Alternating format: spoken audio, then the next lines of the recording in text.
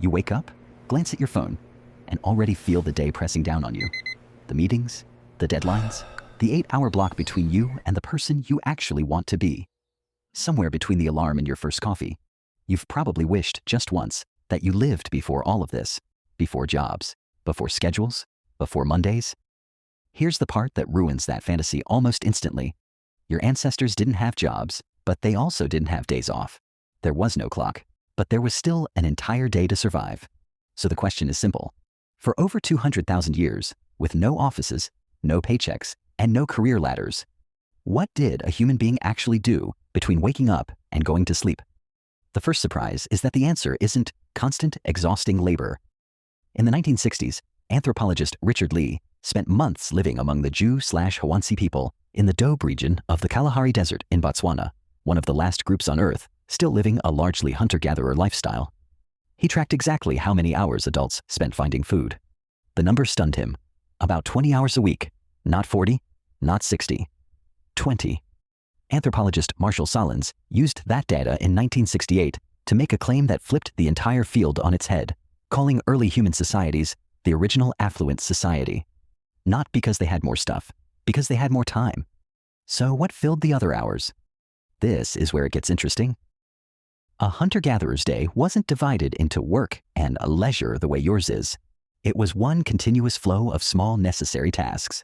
Gathering food, yes, but also repairing tools, cooking, checking on children, scanning the horizon out of habit, resting in the shade during the hottest part of the day. Researcher Frank Marlowe, who spent years studying the Hadza people of Tanzania, found that once the food for the day was secured, a huge amount of time went into something you might not expect, doing nothing productive at all. Talking, grooming each other, telling stories, napping. Here's what doesn't make sense until you think about it. Rest wasn't a reward they earned after work. Rest was simply part of the day, no different from eating or walking. But don't mistake this for paradise. Every one of those hours carried a hidden tax, one your modern schedule doesn't have. If the hunt failed for 3 days straight, or a drought dried up the usual water holes, that free time vanished instantly, replaced by outright crisis. There was no savings account. There was no store.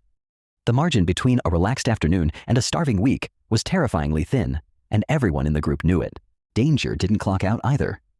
At sites like Wonderwork Cave in South Africa, archaeologists have found evidence of controlled fire use stretching back roughly 1 million years. And that fire wasn't just for warmth or cooking. It was a night shift.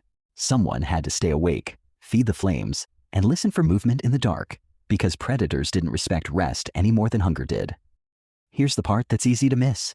Even during the quiet hours, someone in the group was almost always on alert. Vigilance was baked into the schedule the same way sleep was, just quieter and less visible. The seasons rewrote the entire routine too. Research on groups like the hoansi shows their daily rhythm wasn't fixed all year. It swelled and shrank with the weather. During the wet season, food was everywhere, and the 20-hour work week could shrink even further, leaving long stretches for rest, ceremony, and travel. But during the dry months, water sources shrank to a handful of known points, and people had to range further and dig deeper just to break even. Think about that for a second.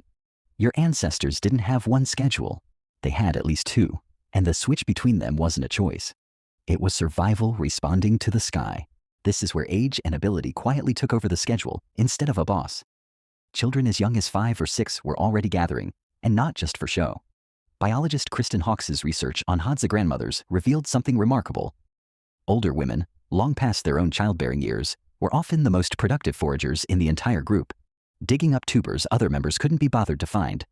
Anthropologists now call this the grandmother hypothesis, and it suggests something we rarely credit ancient life with, a division of labor so efficient that even retirement had a job description. Nobody clocked in, but everybody contributed, based on what their body and their years could still offer. And what about boredom, the thing you feel scrolling your phone at 11 p.m.? Here's the part nobody talks about. The evidence suggests early humans weren't just surviving in these gaps of time, they were creating. At Blombos Cave in South Africa, archaeologists found deliberately engraved pieces of ochre dating back roughly 100,000 years, abstract patterns carved with no survival purpose at all. That's not busy work. That's a mind with spare time, choosing to make something beautiful simply because it could. Long before museums, long before art class, boredom was already being answered with imagination. Now zoom out, because this is where the whole picture rearranges itself. The truly exhausting grind, the thing you associate with work, didn't arrive with early humans at all.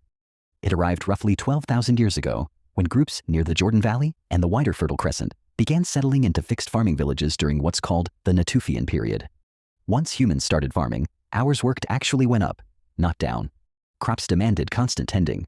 Surplus demanded storage. Storage demanded defense. The very system we built to give us more security ended up giving us less time. So think about your alarm clock again, the one that dragged you out of bed this morning. It's not a symbol of ancient struggle. It's a symbol of something much younger, a few thousand years old at most, layered on top of nearly 200,000 years of a very different rhythm. Your ancestors didn't have jobs, but somewhere between the fire, the food, the children, and the quiet carved lines in a piece of ochre, they had something we're still chasing every single day. Enough time left over to simply be human.